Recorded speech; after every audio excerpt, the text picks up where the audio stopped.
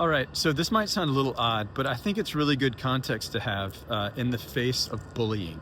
Cruelty, anger, hatred, and attempts at dominance are necessary for bullies. They're not acceptable or okay, but they are necessary for a bully to feel safe.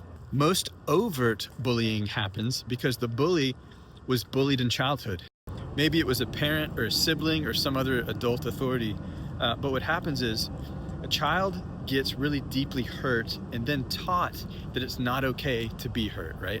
Something makes them feel vulnerable or sad, and then they're taught it's not okay to be vulnerable or sad. The only way it is okay to feel is angry. And the only way it is okay to be is, tough or overcompensating. This is the origin and the birth of the hurt and vulnerability repressor, right? Many of whom go on to be bullies.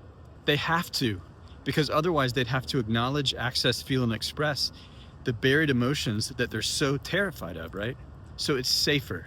It's safer to stomp out their own and everybody else's hurt, sadness, and vulnerability than it is for them to be themselves. Just like it's safer for an anger repressor, who often turn out to be covert bullies, to stamp out their own and everybody else's anger via judgment, self-righteousness, and passive aggression than it is for them to fully feel and express what's true. Those behaviors are necessary for an anger repressor's safety, right? So they don't have to access, feel, and express the anger and rage that's buried inside of them. If you're still laboring under the illusion that human beings are choosing the way that they feel, act, and behave, let me invite you to stop, because the vast majority of us are not. In this state of emotional repression, we're basically robbed of the power of choice.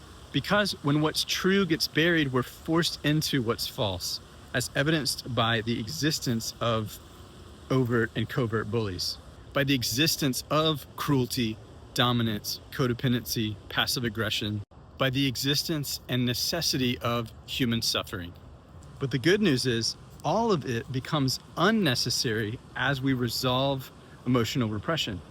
If you'd like to learn how to do that, then tap the link in the caption or the bio.